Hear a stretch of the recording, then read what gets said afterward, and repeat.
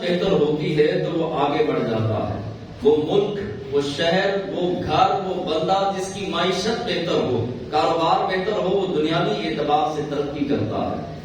ایک صحابی نے اللہ تبارک و تعالیٰ سے دعا مانگی کہ اللہ جو دکھ درد آنے ہیں وہ آخرت میں نہ آئیں، دنیا میں آ جائیں.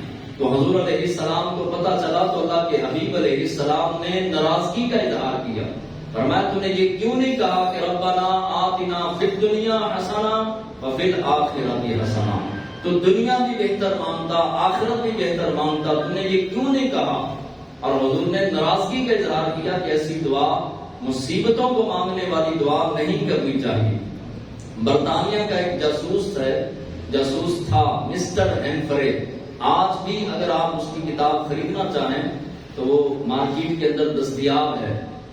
مسٹر ہیمفرے کی یادداشتیں، اس کے اندر جو ہے وہ اس نے کہا کہ مجھے یورپ نے اور اسلام دشمن طاقتوں نے 16 ہدف دے کر پاکستان بھیجا، یعنی کہ یہ ایشیا کے اندر بھیجا. 16 ہدف دیے، ان میں سے ایک ہدف یہ تھا کہ مسلمانوں کے ذہنوں میں یہ بات ڈال دینا کہ مسلمانوں کا تعلق، دیندار لوگوں کا تعلق سیاست سے نہیں. سیاست الگ چیز ہے اور دین الگ چیز ہے. ان دونوں چیزوں کو علیحدہ علیحدہ کر کے مسلمانوں کو پیش کیا جائے تاکہ مسلمان سیاست سے نیک لوگ دور رہیں اور بد کردار لوگ سیاست میں آئیں اور ہم ان کو استعمال کریں. دوسری چیز جو ہے وہ اس نے کہا کہ مجھے ہدف دیا گیا، ٹارگٹ دیا گیا کہ میں لوگوں کا یہ ذہن بناؤں کہ معیشت سے، کاروبار سے تمہارا کوئی تعلق نہیں. یعنی کہ جس ملک کی معیشت بہتر نہیں ہوتی اس ملک کے اندر کبھی بھی ترقی کی شرح بڑھ نہیں سکتی. جس گھر میں معیشت بہتر نہیں ہوتی اس گھر کی غربت کبھی دور نہیں ہو سکتی. تو مسٹر ہیمفرے کہتا ہے کہ برطانیہ کی حکومت نے مجھے 16 ٹارگٹ دیے اور ان 16 میں سے 2 یہ تھے کہ ایک تو میں کہوں کہ سارے کے سارے دیندار لوگ غیر سیاسی ہیں، اور دوسرا ٹارگٹ میرا یہ تھا کہ معیشت ان کی کمزور کی جائے. جس ملک اور جس گھر اور جس فرد کی معیشت بہتر ہوتی ہے وہ زیادہ جو ہے وہ عبادت و ریاضت و تقوی و پرہیزگاری کی راہوں میں آسانی سے چل سکتا ہے.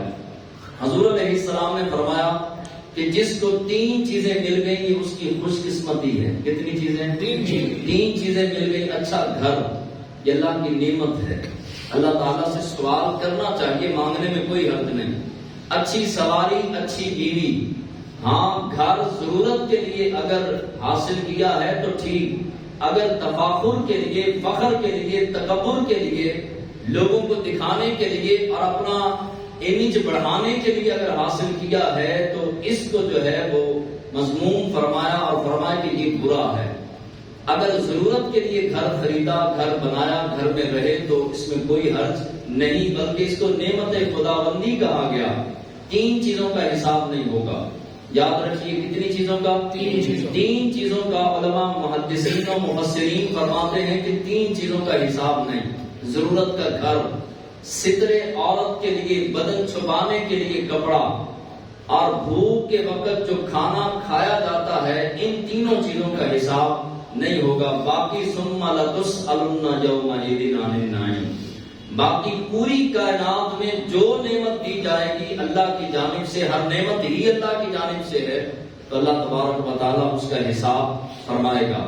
8 چیزیں اللہ اور اس کے رسول نے گنوا دی. اللہ نے یہ 8 چیزیں گنوانے کے بعد فرمایا کہ اگر تمہیں یہ رب سے، رب کے محبوب سے زیادہ پسند ہیں تو پھر بے فکری کی زندگی نہ گزارنا، پھر اللہ کے عذاب کے لیے تیار رہنا. کسی بھی وقت اللہ کی لاٹھی، اللہ کے عذاب کا بادل چمک سکتا ہے اور اللہ کے عذاب کی بجلی گرج سکتی ہے. لہذا ان 8 چیزوں سے اگر تمہیں زیادہ اللہ اور اس کے رسول پیارے ہیں تو پھر مبارک ہو، تم دنیا میں رہتے ہوئے ایک کامیاب مسلمان بھی ہو، کامیاب بندے بھی ہو اور کامیاب امتی بھی ہو. ان 8 چیزوں سے زیادہ اللہ اور اس کے رسول سے پیار ہو، اپنے مال سے، اولاد سے، ماں باپ سے، گھر بار سے، ہر چیز سے زیادہ پیارا جو ہے وہ کون ہونا چاہیے؟ خالق ذوالجلال کی ذات یا مصطفیٰ کریم کی ذات؟ لیکن ہمارا کام الٹ ہے. نماز کا وقت ہو تو دکان کے اندر بیٹھے ہوں، مال آ رہا ہے، اب مال کو چھوڑ کر کون نماز کے لیے جائے، کون درس قرآن کے لیے جائے، کون جو ہے وہ نیک اعمال کرنے کے لیے دینی اجتماع میں جائے؟ اب مال آتا ہوا کسے برا لگتا ہے؟ اب ایک طرف کھڑا ہو گیا مال، دوسری طرف کھڑا ہوا قرآن. اب جو ہے وہ امتحان ہے مسلمان کا کہ اب یہ قرآن کو سینے سے لگاتا ہے یا مال کو. اگر تو اس نے مال کو سینے سے لگایا تو پھر اس کو اللہ اور اس کے رسول پیارے نہیں، مال پیارا ہے. اگر اس نے قرآن کو سینے کے ساتھ لگایا تو قرآن کی برکت سے اللہ مال بھی دے گا اور قرآن کے دامن سے لگا ہوا نور بھی اس کی جھولی میں ڈال دیا جائے گا. دونوں چیزیں مل جائیں گی. اور اگر اولاد کی خاطر اللہ اور اس کے رسول کی نافرمانی کی، ماں باپ کی خاطر کی، بھائیوں کی خاطر کی، رشتہ داروں کی خاطر کی، مکان کی خاطر کی، رزق کی خاطر کی، دولت کی خاطر کی نافرمانی، تو اللہ تبارک و تعالیٰ لکھ دے گا اس کو یہ 8 چیزیں پیاری ہیں، اللہ اور اس کے رسول پیارے نہیں ہیں.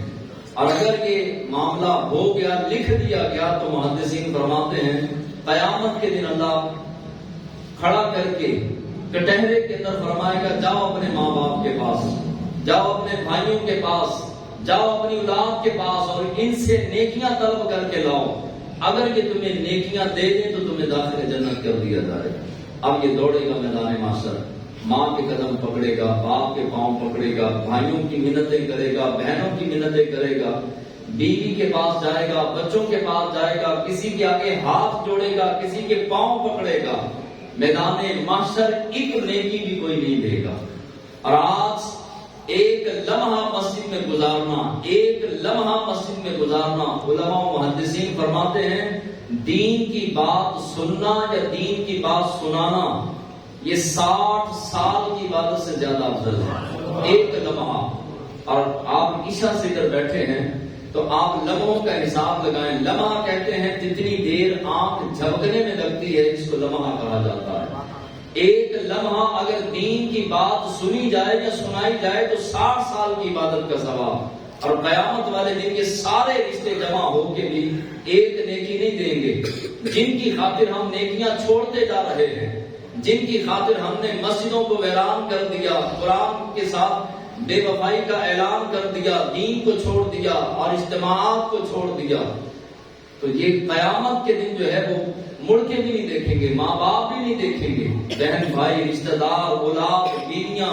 اور پھر اللہ تبارک و تعالیٰ اگر کوئی دنیا سے محبت کرتا ہوا، مال سے، دولت سے، پیسے سے، اللہ تبارک و تعالیٰ توق بنا کے، لوہے کا بہت بڑا توق بنا کے اس کے گلے میں ڈال دے گا. لے، یہ جو دنیا کے اندر دولت کے پیچھے دوڑتا تھا، بھاگتا تھا اندھا بن کے، اور دولت کی خاطر تو نے کنڈ کر دی دین کو، اسلام کو، قرآن کو، آج یہ توق بنا کر وہ ساری دنیا کی دولت تیرے گلے میں ڈال دیں. اب اس توق کو لے جا سیدھا جہنم میں چلا جا.